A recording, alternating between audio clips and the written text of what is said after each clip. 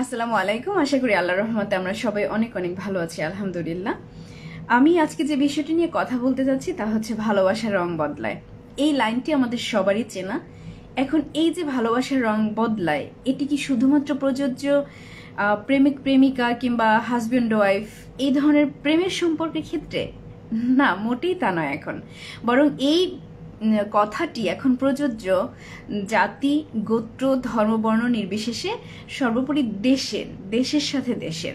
কেন এই কথাটি বললাম? যে আমাদের এখন দেখবেন যে অতি আলোচিত একটি ঘটনা, তা হচ্ছে যে স্বর্ণা দাস, যাকে সীমান্তে বিএসএফ গুলি করে হত্যা করেছে। এবং এই দৃশ্য আমাদের কাছে নতুন নয়, কারণ আমরা আগেও দেখেছি যে ফেলানি হত্যাকাণ্ড বা বিএসএফ এর এই যে কর্মকাণ্ডগুলো, এগুলো আমাদের কাছে কমন একটি দৃশ্য, যা অতি হৃদয় বিদারক। এখন আজকে এটিকে আমি কেন তুলে ধরলাম, যে ভালোবাসার সাথে যে ভালোবাসার রং বদলায়, তা কেন বললাম এই ঘটনার সাথে। একটু অতীতে দেখা যাক, একটু ফিরে দেখা যাক যে 5ই অগাস্টে স্বৈরশাসকের পতনের পরে আমরা সব থেকে বেশি গুজবের শিকার হয়েছি হিন্দু সম্প্রদায়ের লোকজনকে নিয়ে। কারণ হচ্ছে ভারতীয় গণমাধ্যম, ইভেন বাংলাদেশে থাকা অনেক এই সম্প্রদায়ের লোকজন, তারা প্রচার করেছে যে এই হাসিনা সরকার পতনের পরে হিন্দু সম্প্রদায়ের লোকজনের উপরে অনেক বেশি অত্যাচার হচ্ছে, নির্যাতন হচ্ছে, ঘরবাড়ি জ্বালাও পোড়া হচ্ছে। কিন্তু তা টোটালটাই ছিল ভিত্তিহীন মিথ্যা গুজব। এজন্যই মিথ্যা গুজব, কারণ মাশরাফি বিন মুর্তজার বাড়ি পোড়ানো হয়েছিল এই স্বৈরশাসকের উপরে ক্ষোভ থাকার কারণে। সেখানে প্রচার করেছে ভারতীয় গণমাধ্যম, ইভেন দেশের থেকেও, যে এটা লিটন দাসের বাড়ি পোড়ানো হচ্ছে, কারণ লিটন দাস হচ্ছে হিন্দু সম্প্রদায়ের লোক। কিন্তু এটা কি নিতান্তই মিথ্যা ছিল। এবং এরকম অনেকগুলো ঘটনা দেখেছি। তারই প্রেক্ষিতে কি করেছিল, তারা শাহবাগে এসে জড়ো হয়েছিল, বিভিন্ন জায়গা থেকে তারা বিভিন্ন দাবি জানাচ্ছিল, তারা তাদের জীবনের নিরাপত্তার দাবি জানাচ্ছিল। তারা কেন বারবার এরকম সংখ্যালঘু হওয়ার কারণে হুমকি বা নির্যাতনের শিকার হবে, সেগুলো নিয়ে নানান রকম তাদের দাবি ছিল। ইভেন পার্শ্ববর্তী দেশ, দাদাবাবুদের দেশ, তারাও তাদের গণমাধ্যম থেকে শুরু করে সবখানে একটা প্রতিবাদ ছিল যে কেন বাংলাদেশে বারবার হিন্দু সম্প্রদায়ের লোকজনের উপরে এইভাবে অত্যাচার নির্যাতন হবে, কেন তাদের দেশ ছেড়ে পালাতে হবে, ইত্যাদি ইত্যাদি। ওই সময়কার দৃশ্যগুলো যদিও বা সেগুলো মিথ্যে ছিল, কারণ আমরা দেখেছি যে সরকার পতনের সাথে সাথেই স্পেশালি মাদ্রাসার ছাত্ররা, যাদেরকে জঙ্গি ট্যাগ লাগানো হয় সবসময়, সেই কওমি মাদ্রাসার ছাত্ররা জামাতে আমিরের নির্দেশে তারা কি করেছিল, যে হিন্দুদের মন্দির পাহারা দিয়েছিল। কিন্তু সেটি ওইভাবে কিন্তু প্রচার হয়নি। যতটুকু হয়েছে তাও হয়েছে এভাবে যে এটা তো লোক দেখানো মাত্র, অন্য কিছু নয়। যদিও বা তাদের এই যে মিথ্যা প্রচার, সেই প্রচারের প্রেক্ষিতে ইন্ডিয়া থেকেও বাংলাদেশ থেকে অনেক হিন্দু সম্প্রদায়ের লোকজনের স্টেটমেন্ট ছিল যে নো, আমাদের উপর অত্যাচার হচ্ছে না, এটা মিথ্যা প্রচার। এমনকি আমরা দেখেছি যে তাদের ছেড়ে দেওয়া বন্যার পানিতে আমাদের দেশ যখন প্লাবিত হলো, তখন মুসলমানদের উদারতা দেখে ওই বন্যার সময়ও কিছু হিন্দু কিন্তু ইসলাম ধর্ম গ্রহণ করেছে। তো এগুলো যদিও সেভাবে প্রচার হয়নি, এরপরও তর্কের খাতিরে ধরে নিলাম যে হ্যাঁ, তারা যে দাবি করেছিল সেটা যৌক্তিক। যদিও বা জানা গিয়েছে যে শাহবাগে যারা জড়ো হয়েছিল তারা আসলে লীগের লোকজন ছিল, পরে এটি প্রকাশ হয়ে গিয়েছে, অর্থাৎ মুখোশ উন্মোচিত হয়েছে।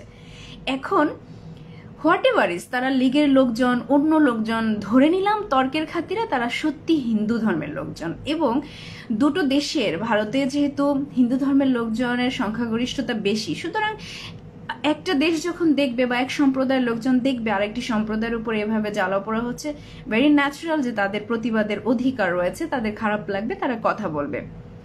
আমরা তাদের দেশপ্রেম কিংবা তাদের এই যে গোত্রের প্রতি যে প্রেম, সেটা দেখে আমি ব্যক্তিগতভাবে খুব খুশি হয়েছিলাম যে হ্যাঁ, এমনটাই হওয়া উচিত। হিন্দু ধর্মের লোকজন হয়, হিন্দু ধর্মের উপরে অবিচার হলে তারা রুখে দাঁড়াচ্ছে, প্রতিবাদ করছে, এটা অবশ্যই প্রাউড ফিল করার বিষয়। এখন আমি কেন আজকে বললাম যে ভালোবাসার রং বদলায় কারণে অকারণে, সেটা আজকে আবার আমরা বুঝলাম। কি, যে এই যে স্বর্ণা দাস, এই মেয়েটি, নামের মধ্যেই কি দাস, মানে হিন্দু ধর্মের লোক, তাই না, হিন্দু ধর্মের মেয়েটি, এই যে মেয়েটিকে অন্যায়ভাবে সীমান্তে বিএসএফ হত্যা করলো, তার এই তাজা প্রাণটি কেড়ে নিল, এই জায়গাটায় আপনারা কি কেউ দেখেছেন যে এই সময়ে বিগত সপ্তাহখানেক ধরেন এর মধ্যে হিন্দু সম্প্রদায়ের লোকজন কেউ প্রতিবাদ করেছে? বা ওই যে সে লীগ মানে হিন্দুরূপী লীগের লোকজনও যদি হয়, কেউ এসে শাহবাগে জড়ো হয়েছে? কিংবা ওই যে দাদাবাবুদের দৌড়ে দৌড়ে যে মলম বিক্রি করে আর খবর প্রচার করে, মিথ্যা খবর প্রচার করে, তারা এই খবরটি প্রচার করেছে? দেখেছেন? আমার অ্যাটলিস্ট চোখে পড়ে নাই বা ওইভাবে করে খবরে উঠে আসে নাই। ব্যক্তিগতভাবে করেছে কিনা জানি না, বাট আগেকার সময় তাদের যে গোত্রপ্রীতির প্রতি মানে ধর্মপ্রীতির প্রতি যে ভালোবাসাটা আমরা দেখেছিলাম, যে তারা সোচ্চার, তারা প্রতিবাদী, না কেন এভাবে হিন্দুদের উপরে অত্যাচার হবে, আমরা প্রতিবাদ চাই। সেখানে সত্যি যদি তাদের ধর্মের প্রতি, একটা মানুষের কথা বাদ দিলাম, একটা ধর্মের প্রতিও তাদের যে প্রেম ভালোবাসা আমরা 5ই অগাস্টের পরে বিভিন্ন সময়ে দেখেছিলাম, ওই ছদ্মবেশী ওই সম্প্রদায়ের লোকজন, আমি সব হিন্দু ধর্মের লোকজনকে বলছি না, যারা চক্রান্ত করছেন দেশের বাংলাদেশের উন্নয়নকে ঠেকানোর জন্য, তাদেরকে মেনশন করছি। সেই লোকজনের ভালোবাসা এখন কোথায় উদাও হয়ে গেল? তারা কি দেখেনি যে এই যে স্বর্ণা দাস নামে মেয়েটি সীমান্তে যে বিএসএফ অন্যায়ভাবে হত্যা করেছে, তাহলে এখানে প্রতিবাদ করা উচিত, এখানে ওই দাদাবাবুদের দেশের সেই বিএসএফ এর বিরুদ্ধে কথা বলা উচিত, রুখে দাঁড়ানো উচিত, এই শাহবাগে আর একবার জড়ো হওয়া উচিত যে সীমান্তে কেন আমার সম্প্রদায়ের হিন্দু ভাই হয়ে আপনারা আমার সম্প্রদায়ের লোকজনকে, আমার সম্প্রদায়ের একটি মেয়েকে আবার অন্যায়ভাবে আপনি হত্যা করলেন, আপনারা হত্যা করলেন। ফেলানিকে না হয় মেরে ফেলেছিল, সে অবশ্যই হিন্দু ছিল না মুসলিম ছিল আমি ঠিক জানি না, অনেক আগের ঘটনা, সেটা বাদেই দিলাম। এখন যেহেতু সাম্প্রদায়িক এত এত বেশি প্রতিবাদ হচ্ছে, বিভিন্ন সময় বিভিন্ন রূপে আপনারা বিভিন্ন দাবি নিয়ে রাজপথে আসছেন, কথা বলছেন, এক হচ্ছেন, তাহলে আজকে আপনার সম্প্রদায়ের যে এই যে স্বর্ণা দাস নামের মেয়েটির প্রাণটা কেড়ে নিল বিএসএফ অন্যায়ভাবে, তাহলে এখানে কি আপনাদের কথা বলার কোনো প্রয়োজন নেই? এখানে দাবি জানানোর কোনো প্রয়োজন নেই? নাকি নিজ দাদাবাবুদের দেশ বলে আজকে সেখানে আপনাদের আবার মুখটা বন্ধ হয়ে গেল, আজকে আপনারা প্রতিবাদ করতে ভুলে গেলেন, আওয়াজ তুলতে ভুলে গেলেন? দেখুন, কিছু সম্পর্ক আজকে ভালোবাসা দিয়ে শুরু করেছি, ভালোবাসা শব্দটা দিয়েই আজকে পুরো সেশনটা শেষ করতে চাই। কিছু সম্পর্ক আছে দেখবেন আপনি ভালোবাসার সম্পর্কগুলোর ক্ষেত্রে আপনি যত দেন, সে ছেলে হোক মেয়ে হোক, অর্থাৎ হাজবেন্ড হোক আর ওয়াইফ হোক, হোয়াট এভার ইজ, এক পক্ষ যতই দেখ না কেন অপর পক্ষ থেকে যদি সেটা মানে কিছুটাও না আসে, অর্থাৎ ওয়ান সাইডেড লাভ বা ওয়ান সাইডেড রিলেশনশিপ, আমি বোঝাচ্ছি যে একতরফা ভালোবাসা কখনো টিকে থাকে না। এটা যেমন সত্য, রাষ্ট্রীয়ভাবেও সেটি সত্য। আবার আপনি কিছু মানুষকে আপনি আপনার জীবন আপনার সব কিছু দিয়ে দিবেন, আপনার শেষেও বলবে কি যে মানে এই প্রবাদ আছে না যে কলিজা ভুনা করে দিলে বলে যে একটু লবণ কম হয়েছে, লাইক দ্যাট। মানে আপনি যতই দেন না কেন কিন্তু তারা কখনো তৃপ্ত হবে না, সন্তুষ্ট হবে না, তারা হচ্ছে আরো চাই চাই চাই, আর একটা প্রলাপ বকবে তারা যে কি পেলাম জীবনে, তোমার সাথে থেকে কিছু পেলাম না, তোমার কাছে এসে কিছু পেলাম না।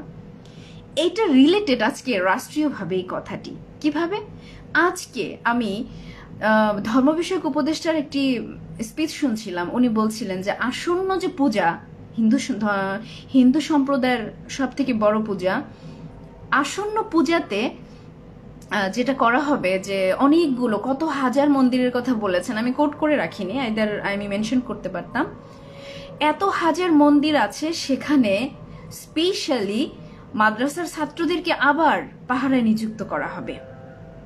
কেন? কারণ বরাবরই যে কোনো কিছু অঘটন দুর্ঘটনা ঘটায় ছদ্মবেশী আর এক দলের লোকজন, আর এই কলঙ্কটাকে লেপে দেওয়া হয় এই ইসলামপন্থী যে লোকজন রয়েছে তাদের সাথে, তাদের গায়ে, এই যারা কোরআন সুন্নাহ নিয়ে পথ চলে তাদের গায়ে লেপে দেওয়া হয়, তাদেরকে জঙ্গি বানানো হয়, শিবিরের ক্যাডার এইটা ওইটা করে কি বাজেভাবে তাদেরকে প্রেজেন্ট করা হয়, বিগত সময়ে হয়েছে এটা। যার কারণে ধর্ম বিষয়ক উপদেষ্টা উনি বলেছেন যে আমরা স্পেশালি যে এলাকায় মন্দিরগুলো থাকবে আমরা আমাদের মাদ্রাসার ছাত্রদেরকে নিযুক্ত করব এটাকে পাহারা দেওয়ার জন্য, একই সাথে লোকাল লোকজনকে হচ্ছে জড়ো করব, তাদের উপরও দায়িত্ব দিব কারণ পাহারা দেওয়ার জন্য, কারণ আমরা আবার কোনো ধরনের বিভিন্ন ধরনের অরাজকতার আশঙ্কা করছি। এখন দেখুন, ধর্ম বিষয়ক উপদেষ্টা তিনি, আমরা জানি তার পরিচয়, তিনি পুরো কমপ্লিটলি এই ইসলামিক ব্যাকগ্রাউন্ডের লোকজন। তিনি এই ক্ষমতার চেয়ারে বসার পর থেকে সব সময় তিনি কিন্তু যেমনভাবে আমাদের মুসলিম সম্প্রদায়ের জন্য কাজ করছেন, তেমনিভাবে তার থেকে অনেক গুণ বেশি কাজ করছেন হিন্দু সম্প্রদায়ের লোকজনের জন্য। কারণ তাদের নিরাপত্তা দেওয়ার ক্ষেত্রে তিনি বরাবরই কিন্তু এগিয়ে আছেন এখন পর্যন্ত। পরবর্তীতে কি হবে সেটা আমাদের জানা নেই। এই যে তাদের ঘোষণা, এই যে সরকারের পক্ষ থেকে প্রচেষ্টা, এই যে ভালোবাসার একটা কি বলবো যে আদান প্রদান, এই যে বন্যার সময়ে আজকে আসুন্না ফাউন্ডেশন যারা পুরোপুরি মাদ্রাসা ছাত্ররা নেতৃত্ব দিয়েছে সিংহভাগ, তাদের যে অন্তরঙ্গতা আমরা দেখেছি। আসুন্না ফাউন্ডেশনের প্রধান যিনি, সেই শায়কও কিন্তু হিন্দু সম্প্রদায়ের লোকজনকে ডেকে ডেকে তাদেরকে জড়িয়ে ধরে তাদের সাথে কথা বলেছে, তাদেরকে ত্রাণ দিয়েছে, সব কিছু করেছে। ভাই, আমরা তো ভালোবাসা দিয়ে কম দিচ্ছি না, আমরা আমাদের সাধ্যের বাইরে গিয়েও আমরা চেষ্টা করছি। তারপরেও এখন পর্যন্ত আমরা কেন জানি না, স্বীকৃতি তো দূরের কথা, বদনাম ছাড়া কিচ্ছু পাইনি। হ্যাঁ, তো সেখানে যদিও হাজারো স্টেটমেন্ট রয়েছে, যে নিজ হিন্দু সম্প্রদায়ের লোকজনের স্টেটমেন্ট যে না, আমরা সুরক্ষিত, আমাদের উপরে এরকম অত্যাচার হচ্ছে না। ইভেন আমি একটা ভিডিওতে দেখিয়েছিলাম, ইন্ডিয়া থেকেও একজন ভদ্রমহিলা, উনিও বলেছে যে বাংলাদেশের মানুষের উদারতা দেখে, মুসলমানদের উদারতা দেখে আমার অনেক ভালো লেগেছে যে তারা হিন্দু সম্প্রদায়ের লোকজনের উপরে এত ভালো আচরণ করছে। তো সেই জায়গাটায় আজকে তারপরে আমরা মন পেলাম না, আমরা ভালোবাসাও পেলাম না, প্রতিদান পেলাম না, এমনকি স্বীকৃতিও পেলাম না। তো শেষ করবো আজকের সেশন, কাজ আমি আজকে খুবই শর্ট টাইমে সময় পাচ্ছি না, তাই ওভাবে করে ভিডিও আপলোড করতে পারছি না। শেষ করবো আজকে যে ভালোবাসার রং বদলায় কারণে অকারণে, এটি আবার প্রমাণিত। কারণ যে সম্প্রদায়ের লোকজন শাহবাগে জড়ো হয়েছিল তাদের দাবি আদায়ের জন্য, অধিকার আদায়ের জন্য, আজকে সেই অধিকার আদায়ের, দাবি আদায়ের লোকগুলো, তাদের সাম্প্রদায়িক অধিকার আদায়ের লোকগুলো আজকে একেবারে চুপ। আজকে তাদেরই সম্প্রদায়ের মেয়েটিকে, স্বর্ণা দাসকে যখন সীমান্তে মেরে ফেলা হলো, তখন তাদের কোনো দাবি নেই, তাদের কোনো কথা নেই, তাদের কোনো প্রতিবাদ নেই, তাদের কোনো কিছু চাওয়ার নেই, তারা এখন চুপ, পুরোপুরি চুপ। তো এখানে কি প্রমাণিত না যে ভালোবাসার রং বদলায় কারণে অকারণে? আমরা কিন্তু সেটাই দেখলাম। সর্বশেষ কথা ভালোবাসা এমনটা হওয়া উচিত নয়। ভালোবাসা সবসময় যেখান থেকে শুরু হবে সেখান থেকে বেড়ে যেতে পারে, কমে যাওয়া উচিত নয়। হয়তো প্রকাশের ভঙ্গি বদলাবে, কিন্তু সেটাকে স্বার্থের ক্ষেত্রে ভালোবাসাটাকে অ্যাপ্লাই করা উচিত নয়। ভালোবাসার শব্দটা অনেক দামি, এটা অনেক মূল্যবান। সুতরাং সেটাকে যেন, যে কোনো ভালোবাসাকে সবসময় একভাবে রেখে এগিয়ে যাওয়া উচিত। শুধু প্রয়োজনে, স্বার্থে, ওই হিন্দু লীগ হয়ে দেশের অরাজকতা তৈরি করার জন্যই শুধুমাত্র সাম্প্রদায়িক দাবি না নিয়ে এসে, যদি সত্যিকার অর্থেই ভালোবাসেন নিজের সম্প্রদায়ের লোকজনকে, আবার বলবো, এখন আওয়াজ তুলুন। কেন আমার বোন স্বর্ণা দাসকে বিএসএফ গুলি করে হত্যা করলো? সে জবাব আজকে ইন্ডিয়ার কাছে চাওয়া উচিত, সে জবাব বিএসএফ এর কাছে চাওয়া উচিত, সে জবাব আজকে তাদের কাছ থেকে পুরোপুরি আদায় করে নেওয়া উচিত। যদি সত্যি আপনারা ভালোবাসেন হিন্দু সম্প্রদায়ের ভাই বোনদের বলছি, সবাইকে না, যারা এ ধরনের চক্রান্তের সাথে জড়িত তাদেরকেই বলছি, আপনাদের ভালোর জন্যই যদি সত্যি আপনি আপনার নিজের সম্প্রদায়ের বোনকে ভালোবাসেন, ভাই বোনকে ভালোবাসেন, তাহলে এখন আওয়াজ তুলুন, কথা বলুন, জবাব আদায় করুন। কেন আপনার বোন স্বর্ণা দাসকে বিএসএফ গুলি করে হত্যা করলো অন্যায়ভাবে? কেন করলো? এই কেনর উত্তর যখন আপনারা আদায় করতে সক্ষম হবেন, তখন আপনারা প্রমাণ করতে সক্ষম হবেন যে না, সত্যি আপনাদের নিজ গোত্রে বা সম্প্রদায়ের লোকের প্রতি আপনাদের সত্যিকার অর্থে ভেতর থেকে ভালোবাসাটা আছে। অন্যথায় আপনারা প্রমাণিত হবেন যে আপনাদের ভালোবাসাটা স্বার্থের ভালোবাসা, আপনাদের ভালোবাসা চক্রান্তময় ভালোবাসা, আপনাদের ভালোবাসা লোক দেখানোর ভালোবাসা।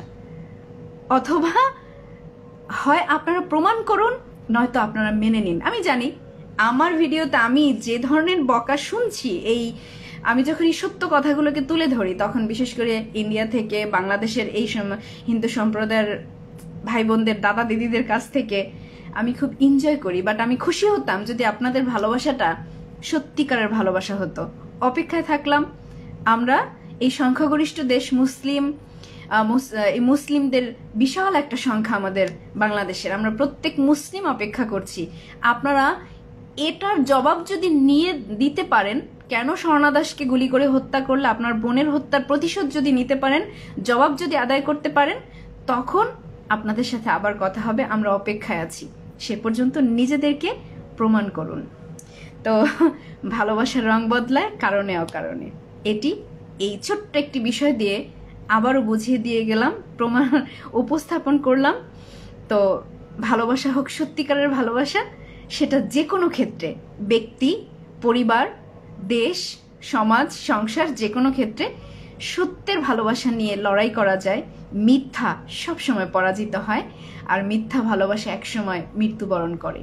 সেটাই আমরা দেখব যে ভালোবাসা কি সত্যি নাকি মিথ্যা। আজকে এ পর্যন্তই। সবাইকে আল্লাহ অনেক অনেক ভালো রাখুক। দোয়া করবো আমরা সবাই সবার জন্য। আল্লাহ হাফিজ। আসসালামু আলাইকুম।